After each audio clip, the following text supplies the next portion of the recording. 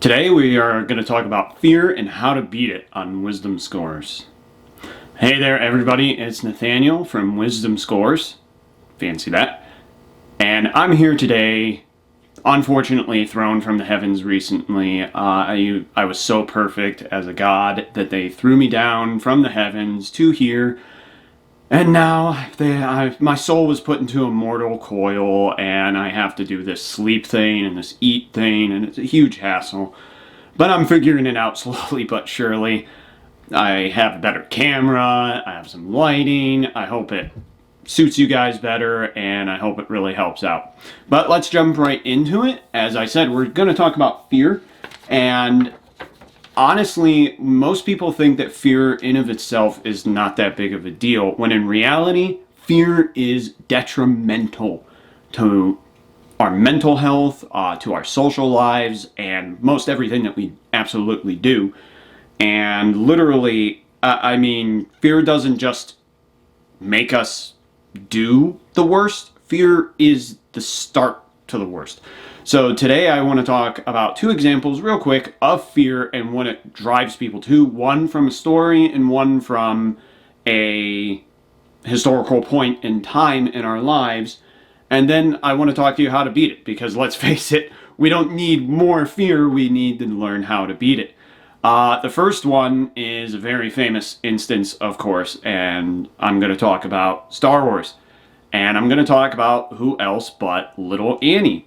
Little Anakin Skywalker is essentially the main character in the first three, episode 1, 2, and 3. Not the actual first three. In episode 1, 2, or 3, he is the main character. He starts off as a young slave boy and single mother, and he loses his mother. He has to leave the planet to go become a Jedi, do all this important stuff. He becomes very afraid, and as the story goes, we start to see that he is actually very afraid. He's a young man. He's angry about losing his mother, being separated, and then later on in the series, he actually does lose his mother. She ends up dying, and he had a premonition of this in a dream, so to speak, in a vision, and really fear drove him to become his absolute worst nightmare. He falls in love with Padme, of course, if you're not familiar with the story, and his fear of losing Padme, he has a similar vision or dream, you could say, to his mother, and he loses Padme in the dream, and later on, he confronts her and gets so angry at her, he uses his power to hurt her, and she is carrying twins at this point, and she dies during childbirth. That racks him terribly after, Obi-Wan, let's just say he does him a number. And he becomes the most terrible villain in the entire series of Star Wars, because let's face it, the most terrible villains of Star Wars are in the first 6 episodes, not the later 3 episodes, but I digress. That could be a whole conversation in of itself. And his fears actually became real, but the funny and sick thing is that he actualized, he brought into reality his fear, because he was so afraid and so attached and so loved Padme, he ended up ultimately killing her. And that is what our fear does. That our fear isn't some innocent thing that's detached and just, I'm a little bit off my A game when I'm afraid. No, it makes us extremely afraid, and then that fear drives us towards the worst in us. And the Emperor Palpatine in this series uses that fear to control him. Fear, when you are afraid, you are extremely easy to control. If you've ever watched, say, a sports match of some kind, fighting, basketball, something along those lines, you'll see the competitor with the upper hand do a move, and it's so good, it can control the other person, because now the other person is thinking, well, if they do that again, then I'm going to get hit, or I'm going to get scored on, or whatever the case is. And they're so busy and concerned about this over here, you do this, and you can just if you want to direct them left, you direct them left. If you want to direct them right, you direct them right. Fear makes us more than easy to control most of the time. And we see this on a small scale, like in a story, like with Anakin Skywalker, and we see this on a large scale, which brings me to my next topic, and afterwards we'll talk about how to few ways to beat fear. World War II. World War II is one of the worst instances where everyone was afraid. The whole thing was essentially perpetuated by fear. World War I had ended. Germany was blamed for most of the damages done. The Treaty of Versailles treated the Germans very unfairly. Maybe you're familiar with this history, maybe not. If not, I suggest go read up on it. Go listen to maybe some audiobooks. You can learn a lot through history. But the people in Germany first started off by being afraid because they were blamed for just everything. Just everything. And their worst crimes weren't first driven by hate against, say, the Jews or against other races. It was driven by the whole fact that they were literally so poor and inflation was so bad they would burn money to stay warm because their dollar was nothing. It was valued at almost nothing. And that's how bad things were for them. And of course we know Adolf Hitler used this to his advantage. And what most people don't understand about Adolf Hitler is that he himself was a germaphobe. He took 4 or 5 baths a day. He was very afraid of disease. He was very afraid of other people. And this kind of disdain, this kind of hate for these people started off as almost a fear. And then sooner or later it was, well, if you don't, stop the Jews were blamed for everything. Locked up, and much, much worse than that, of course, as history tells us. But the German people didn't stop there. They were afraid, and then it sooner or later became, well, maybe you hide Jews, maybe you support Jews, maybe you do this with Jews. And all of a sudden, you had to prove your worth to the Reich, and people started to, Germans turned in other Germans, and that was driven out of fear that you would be reported and viewed as a bad German. Well, all that fear-mongering led to some pretty awful stuff. I'm not going to discuss it in full here. I mean, tens of thousands, hundreds of thousands of deaths. And the bottom line is that it didn't start off as we hate the Jews or we hate this group or we hate that group. It started off as we are afraid of these people. One source that I'm going to link was worldwarcauses.wiki.com. They may not have dotted their I's, but they certainly dotted their dots. A excerpt from it reads, "The fear was that if they had rejected Hitler's request for land and power, a war would break out with the new restored Germany. Therefore, France and Britain would yield until it was too late. In 1939, Germany invaded Poland, marking the beginning of World War II. The war was caused primarily by fear." And this document goes into the Treaty of Versailles a little bit. I'm also going to link generally the wikipedia.org/wiki/causes of World War II. That's a good read if you're into finding out. But like I said, fear doesn't just make us afraid. It makes us do our worst nightmares, because when the U.S. came at the end of World War II, there are so many instances of German people putting into their journals, into their diaries, that this was like waking up from a nightmare. They had been enraptured in the state of fear, of power, and these people were not necessarily evil people, but their fear drove them to do evil things. And when all was said and done, they realized, what have we done? We have done not just, I was a little bit off my A game, like I said before. They did the worst things imaginable, and that's just crushing, honestly.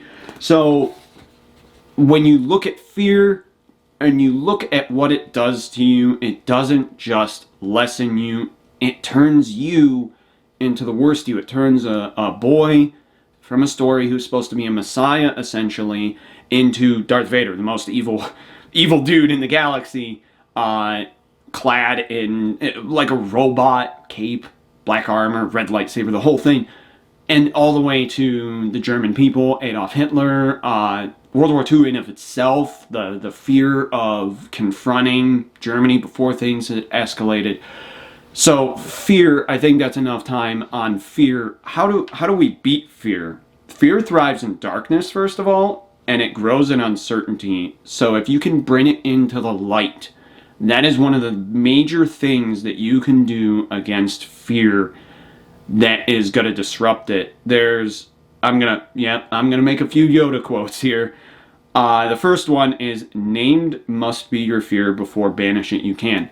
You have to name your fear. You have to understand your fear. You have to know yourself, your fears, what they are, why you have them, before you can bring them into the light, before you can destroy them. And sometimes fears come in different forms, and I'm going to talk about those real quick. First, the question is on how to beat your fear. Is your fear reasonable or is it unreasonable? And what I mean by that is it is reasonable to be cautious when you're driving. It's reasonable to be cautious when you're driving versus very unreasonable to have some fears. We like to make fears up. Some of us like to get stuck in our heads and we like to make our fears up. For an example, with me, I had this unreasonable fear at one point that everyone in my life was going to leave me. If I didn't do this, if I didn't do that, if I didn't call this person, if I couldn't get a hold of that person, they were just going to up and leave me, and they were going to banish me from their lives, and I was going to end up completely alone. That was a very unreasonable fear. It's a high chance that I'm going to have somebody in my life, that I'm going to have family, that I'm going to have friends. Maybe, yeah, this or that person, good or bad, may leave my life temporarily or permanently for whatever reason. But to sit there and say, oh man, everyone's going to leave me, it was very unreasonable of me to think that. And sometimes that's what I'm talking about with reasonable fears. Thinking that you're going to walk out your door and that, say, a flying castle is going to come down on top of your head is pretty unreasonable. And at the same time, if you're not certain whether or not it's reasonable or reasonable, research it. Take your fear, research it, look at the odds. Banish your unreasonable fears. Take those unreasonable fears and just wipe them out. Just get rid of them. Just eliminate them. You don't need them. Second, if it's reasonable, is it likely or is it unlikely? Great example of this is that driving a car is dangerous. You are driving half a ton of metal and plastic and parts, and you've got this flammable stuff in there called gas. And then you drive it at high speeds. You drive it at 30, 60, 80 miles an hour, whatever your speed limit is, or if you listen to the speed limit, of course. And then, do you take safety precautions? Do you wear your seatbelt? Do you do this? Do you do that? Driving is very dangerous, but the reality is that despite these cars going in a line and there's only a few feet dividing you, very few car accidents actually happen for the millions of cars and transits that go on every single day. Every single day, it's a very small chance that you're going to get into an accident, and even then, it's even smaller that it's going to be detrimental or even lethal. We still drive. I'm not suggesting nobody should drive. I'm not suggesting any kind of control along those lines. What I am saying is that driving is dangerous, but yet we still choose to do it. It's reasonable to have a driving fear, but through research and precaution, driving the speed limit, staying aware, not drinking and driving, not being too tired when you drive, not driving if you have health impairment, and so on and so forth. This reduces the chances of a major accident by so much it almost becomes nil in our lives. And it's extremely reasonable to continue to drive. At the same time, for an example, you might have illness. You might get sick. I know I got very ill at one point in time in my life. And honestly, I I was afraid of falling back into getting sick for a little while, but that was pretty reasonable. I had a plethora of issues. I'm not going to discuss it in this video. Now I'm pretty healthy. It's not unreasonable for you to be afraid of catching, say, a bad disease, or if you're not taking care of yourself, especially that something bad is going to happen to you. Research it, mitigate it, realize the risk, acknowledge the risk. Say, hey, I know this could happen, but actualize it. Sometimes you have to let go. I read a good book called The Practice by Dr. Jordan. He talked about his son, and he was afraid of losing his family, and he said he had to actually picture losing his family and come to grips with that as best as he could. And once he did that, he now realized, wow, I can just let go. I can let go of my fear. I don't have to be afraid. I don't have to be scared to death while I'm gone at work, gone doing this. I don't have to be afraid of that anymore. Another Yoda quote is, attachment leads to jealousy, the shadow of greed that is. Train yourself to let go of everything you fear to lose. And that's really hard to do, and I don't even know if you should picture this kind of stuff all the time, but you have to say, that's a blessing, and I could lose it. And that alone, gratitude, is a massive thing. And you're going to let go of your fear to some degree. You're going to feel better about life. You're going to feel better about everything in general. And you're going to be more grateful for the people and the things around you that you could lose. Small chance, but you could lose at any point in time. That's a reasonable fear, but you don't need it. Third, if somebody has a belief, or say religiously, ideologically, if someone's beliefs differ from yours, obviously throughout all of history, race has been a big issue, looks has been an issue, religion has been an issue. If you're afraid of that, talk to somebody. Find somebody civil, talk to them, and say, hey, maybe you have a friend who believes something different than you. Maybe you have a neighbor who believes something different than you. When you start to understand that different is no longer scary, hopefully. Different most of the time is going to become just that, different. And that's it. It's not going to be that scary. Doesn't mean you have to agree or change. You're just going to understand it, and it's not going to be scary. Bring it into the light. Into the light is such a big thing, because fear is up here. It dwells in our mind, and it's one of those things that the darker the corner that it hides in, the darker the space that you shove it into, that you just push it out of your life, the stronger it's going to grow. The light is going to destroy your fears for the majority. Just talking to somebody about it, just saying, hey, I'm really afraid of this or that happening, they're going to let you know, hey, that's probably not going to happen, or they're going to let you know reasonable, unreasonable, the chances, or they're going to say, hey, I get that. Maybe I'm afraid of that too. Maybe you're going to find out that you're not the only one, but don't focus on the fear. Fight through it. Bravery isn't not having fear. Bravery is having fear and fighting through it. Without fear, there is no bravery. That's the bottom line. So just remember that. Continue to fight it. Just be brave. That's the last piece of advice that I have for you. If you're brave through fear, you're going to think a lot better. Bruce Lee said that there's a direct link between fear and intelligence. To quote him, there's intelligence when you are not afraid. And if you think about, say, a feral animal when it's afraid, it acts generally the same as all the other feral animals, and it doesn't have much of a personality. I recently took in a couple cats. One of them I got as a very young kitten. He was afraid for a little while. Now, he's still a fraidy cat, but he's not afraid of us or anything. The other one is his mom, and she's still real jumpy, and I haven't seen her personality come through yet. people aren't that much different. When they're just afraid, when they're in a panic, we tend to not have much personality. And if you can fight through that fear, then you're going to find out that creativity and other things flourish.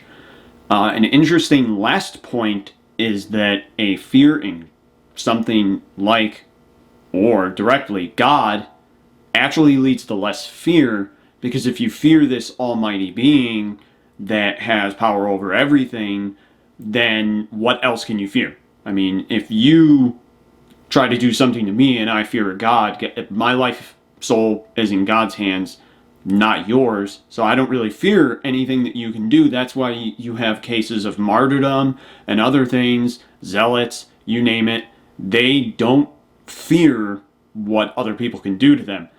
If you're not religious and you don't believe in a God, that's got to be a lot harder for you and a lot more complicated. But the bottom line is that fearing something greater than yourself can actually help you live a less fearful life. All right, that's all I have for this time. I hope everybody has enjoyed this. I hope this is helpful.